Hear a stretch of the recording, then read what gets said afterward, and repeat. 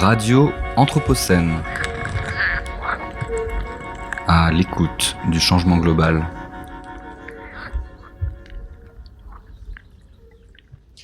Chères auditrices et chers auditeurs, bonjour. Nous sommes aujourd'hui installés à l'ancien collège Truffaut dans le cadre de la Semaine du climat du 1er arrondissement de Lyon, avec une programmation consacrée au climat et au textile. Et qui dit textile dit également matériaux et des matériaux en circulation.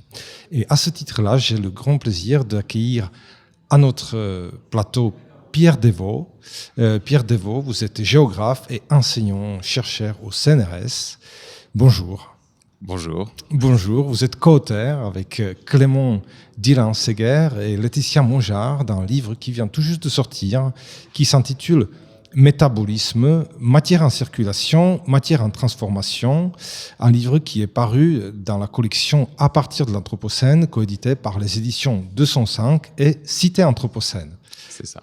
Voilà. Donc, pour commencer, quand on dit métabolisme, j'ai l'impression que tout le monde s'imagine quelque chose de biologique. Est-ce qu'on parle bien de la biologie ? Est-ce que vous pourrez nous dire un petit peu qu'est-ce que ça veut dire pour vous ?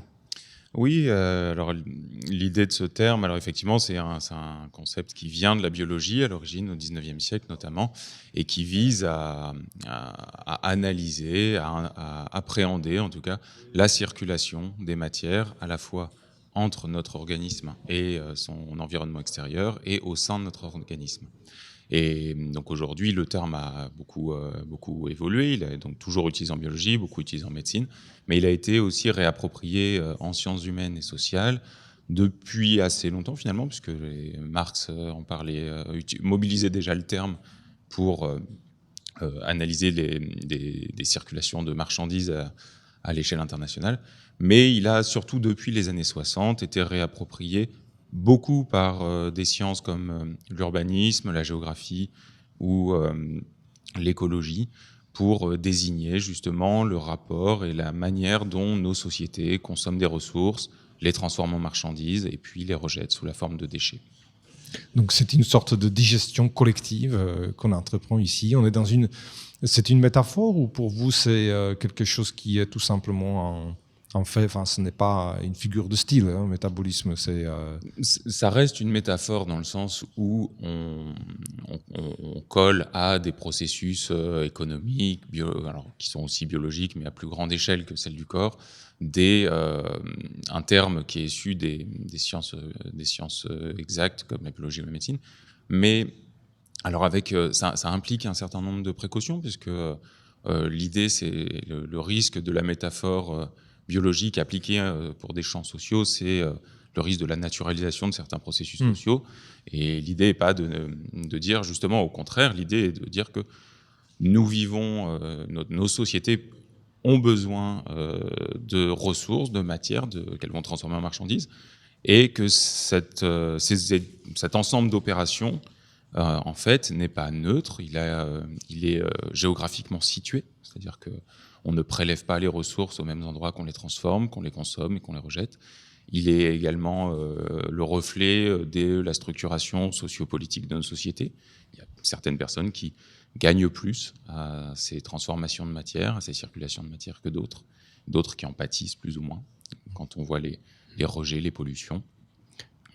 Voilà. Et qu'est-ce que ça permet de penser concrètement ? Ça veut dire, qu'est-ce que ça amène de concret de parler du métabolisme plutôt que de penser et de parler simplement de matière ? Alors, ce qui est intéressant justement dans cette notion, enfin, ce qui nous semblait intéressant, et c'est ce qu'on essaye de mettre en avant dans le livre, c'est le fait que le métabolisme, il permet justement de placer au centre de notre analyse des processus dont j'ai parlé, la question du lien, la question de l'interdépendance, à la fois entre des processus bio-géophysiques et des processus sociopolitiques, mais également entre des espaces, entre des groupes sociaux, puisque on est à la fois dans un rapport avec notre environnement naturel, même si le terme est mal choisi, mais on est aussi dans la compréhension de ce qui est relié par la matière. Et donc, si on prend l'exemple, je ne sais pas, de la consommation d'une banane en France, cette banane représente un lien que nous avons avec des espaces lointains. D'accord. Où la banane est protégée. Alors, est-ce qu'il y a une frontière là-dedans, dans cette science particulière? Et non, juste parce que potentiellement, ça pourrait nous amener à peu près tout. Parce que... c'est toujours la difficulté de l'usage de ces termes. C'est le risque justement du syncrétisme et le risque de tout définir par ce prisme-là. Et donc, la difficulté justement que pose le métabolisme, c'est que les limites se dissolvent un peu, puisqu'on justement on travaille sur les questions de lien. Et donc, moi, je sais que je préfère parler, plutôt que de parler de frontières, je préfère parler en termes d'intensité, en termes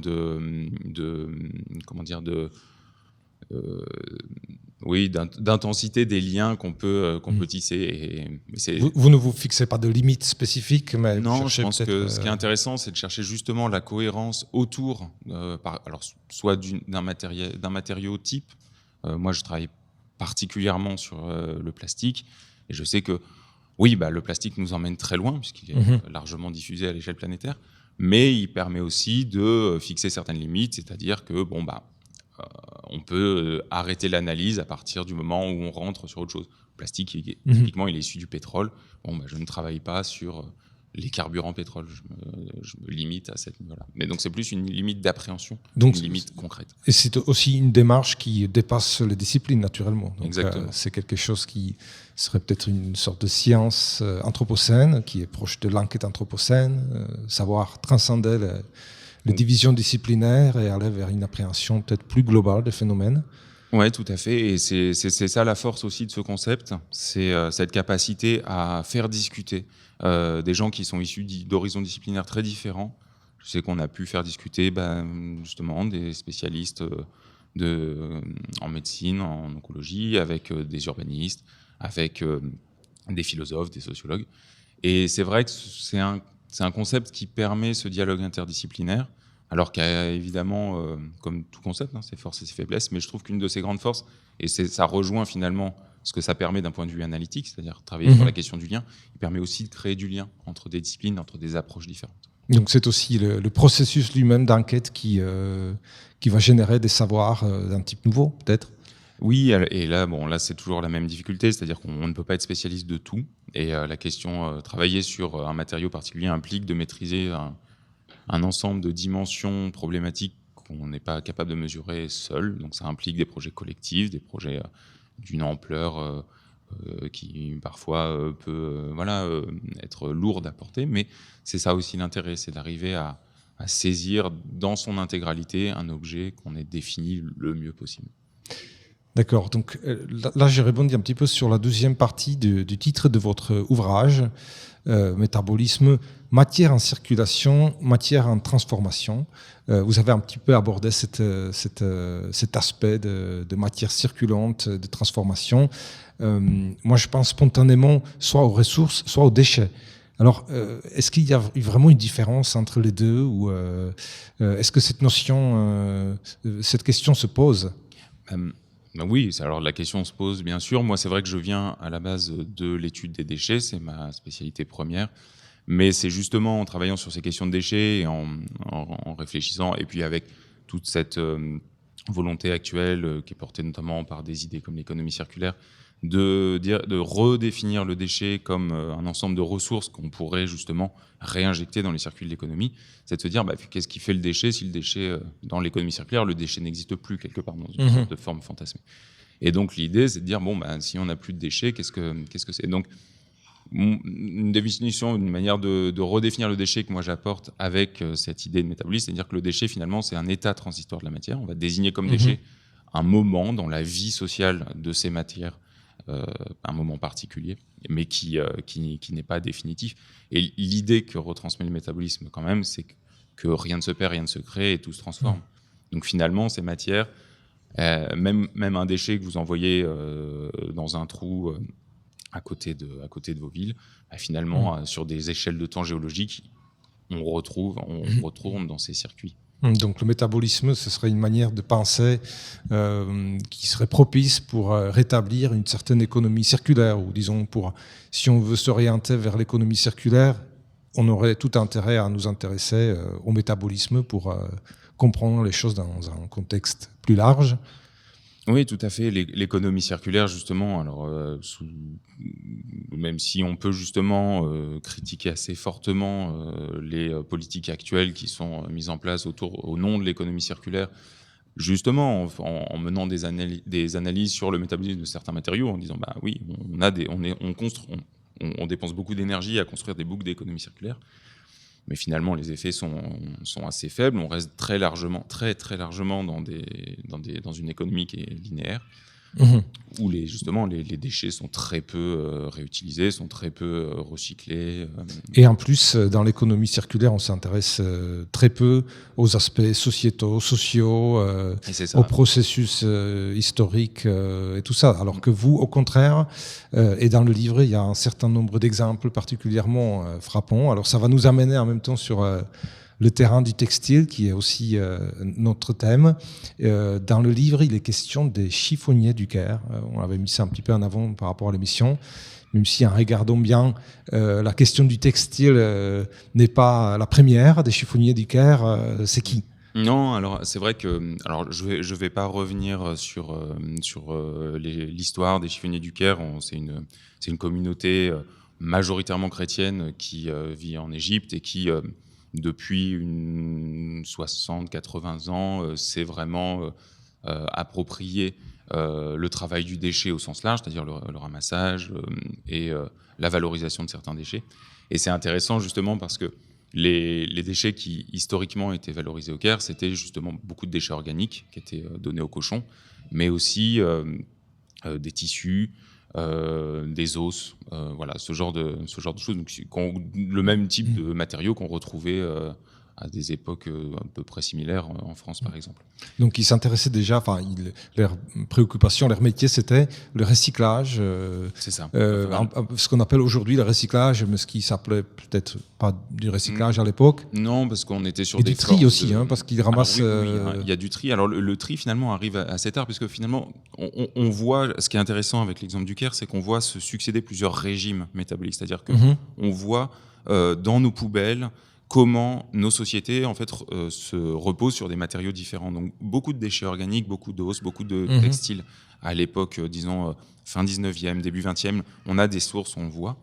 Et on voit un basculement après la Seconde Guerre mondiale et même plutôt dans les années 60, 80, où on voit peu à peu ces matières diminuer en proportion au profit des déchets d'emballage, typiquement aluminium, plastique et carton.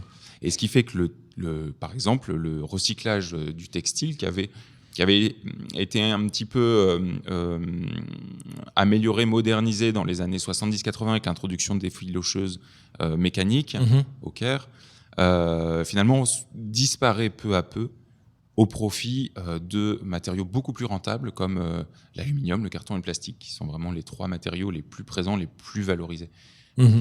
Et on voit finalement que c'est intéressant. Et puis, à côté de ça, en parallèle, il y a une diminution assez drastique de la qualité des textiles qu'on retrouve dans les poubelles, qui fait que le recyclage de ces matériaux devient de moins en moins rentable, au contraire. Et donc, le passage au plastique, qu'est-ce que ça signifie pour ce groupe Alors ça signifie beaucoup de choses, et c'est là que c'est intéressant de comprendre que le métabolisme, justement, c'est pas seulement des matières qui circulent, c'est aussi des groupes sociaux, c'est aussi derrière des négociations, des transactions, etc. C'est-à-dire que le passage au plastique implique, notamment par rapport à une économie qui était beaucoup basée sur les cochons, l'élevage des cochons à partir des déchets, implique de nouveaux acteurs qui vont justement mettre en avant des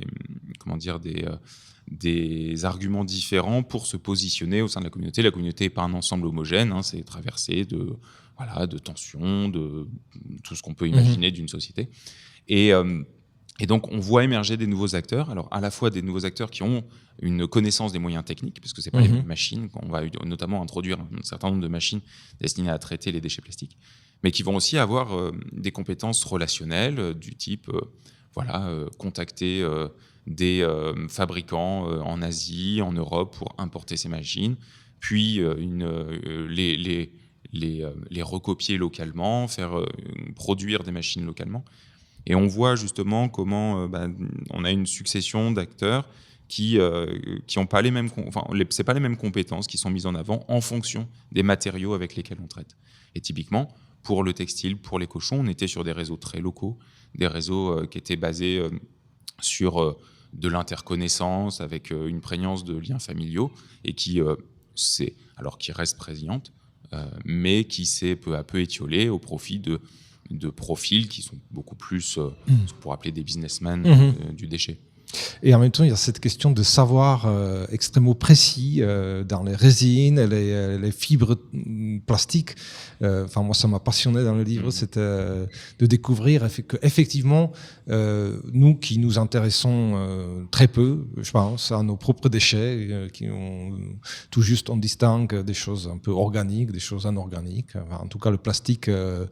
On suppose qu'il est recyclable, donc on le met dans la benne de déchets recyclables, mais qui dit plastique au pluriel. Il y a une multitude de plastiques et pour le recycler, c'est une science exacte. C'est ça, c'est très compliqué. Alors c'est assez rigolo parce que c'est à la fois une science exacte où on a effectivement, surtout pour l'industrie plasturgiste internationale, on a des normes assez précises, on a une classification des résines, des additifs, alors même si on les connaît pas tous. Mais voilà, on est sur quelque chose d'assez qui paraît de loin assez normé. Et pour autant, quand vous allez au Caire, il y a tout un tas de techniques de faire flotter des cocos plastiques, de les brûler, de les sentir, de les toucher, pour essayer justement de déterminer au plus près la résine, pour savoir comment la recycler. Et dans le cas des textiles, typiquement, l'introduction des fibres en polyester pose des problèmes parce que c'est des plastiques qui sont de très mauvaise qualité puisqu'ils vont être beaucoup usés avec l'usage, qu'on ne peut pas recycler traditionnellement, c'est-à-dire en recyclage qu'on appelle mécanique, on fait fondre le plastique et ensuite on le repasse dans des lignes pour pouvoir le réutiliser. D'où aussi, et je sais qu'en France c'est un problème qui se pose actuellement, c'est-à-dire qu'on a de plus en plus d'arrivées de déchets liés à la fast fashion ou à l'ultra fast fashion, qui sont donc des textiles de très mauvaise qualité, avec beaucoup de plastique à la place du coton. Et donc, on ne sait pas trop quoi faire de ces tissus. Et donc, une des promesses, par exemple, du recyclage chimique du plastique, tel qu'il se développe actuellement en France, c'est de pouvoir prendre en charge ces gisements de déchets et les valoriser. Typiquement, au Caire, c'est des gisements qui posent problème parce que on peut pas les passer dans les lignes de recyclage classiques.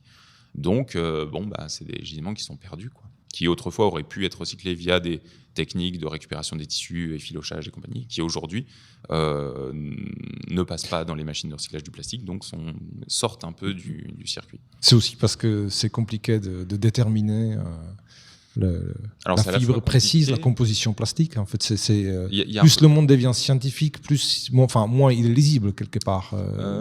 La technicité. Oui et non. Ce qui est difficile, c'est plutôt que comme c'est du plastique de mauvaise qualité, il va pas supporter le processus de recyclage. Parce que il faut savoir que le plastique se recycle pas à l'infini, même si on peut recycler plusieurs fois certains plastiques et qu'il y a toujours des mélanges. On refait jamais des objets 100% recyclés. On remélange avec de la résine vierge. Mais le produit s'abîme avec le temps, le matériau s'abîme. Le plastique, c'est un produit, c'est un artefact humain. Il a été produit, c'est pas un produit qu'on trouve à l'état naturel. Donc, il va s'abîmer, il va se détériorer avec le temps, comme tout matériau. Et on peut, au bout d'un moment, il est fichu. Est-ce que les filières qui produisent du plastique ou qui produisent des matériaux qui rentrent dans la composition des tissus, des textiles, par exemple. Est-ce que cette réflexion du devenir de la matière, de son potentiel de recyclabilité, mais aussi de lisibilité, de savoir tout simplement de quoi il s'agit, est-ce que cette fin de cycle est contenue dans la conception même? Alors, de plus en plus. Ou est-ce que ça commence un petit peu? Est-ce qu'on est dans un changement qui laisse espérer une progression? Je pense qu'il faut rester très mesuré dans nos expectatives à ce niveau-là, mais il ne faut pas non plus dire que rien ne se passe. Il y a quand même des politiques qui sont mises en place, alors sous le couvert de l'économie circulaire, etc. Il y a des structures. Alors là, je vais parler en France, parce que c'est vrai qu'en Égypte, il n'y a pas cette connexion entre les fabricants et les personnes qui prennent en charge les déchets. C'est beaucoup moins... C'est beaucoup moins centralisé, en tout cas. En France, il y a des mesures qui se mettent en place, les lois transition économique vers une économie verte, il me semble, et la loi AGEC ont mis en place des mesures dans ce sens. Donc, il y a effectivement des systèmes de bonus-malus en fonction de la recyclabilité du produit. Donc, il y a une incitation à y penser, mais qui reste qui a des effets extrêmement limités. Bon, j'espère que le livre que vous venez de sortir avec Clément Dillin-Séguer et Laetitia Mongeard, un livre qui s'intitule Métabolisme, matière en circulation, matière en transformation. J'espère qu'il aidera nos décideurs et toutes les personnes impliquées dans la conception des produits pour s'inspirer des bonnes pratiques. En tout cas, gagner un petit peu de hauteur, un petit peu de point de vue pour considérer les matières comme quelque chose qu'il est indispensable de comprendre pour comprendre les processus de ce monde. Je vous remercie, Pierre Devaux. Merci à vous. Et j'espère que nous aurons l'occasion de vous retrouver bientôt avec les autres co-auteurs du livre. Merci. Radio Anthropocène. À l'écoute du changement global.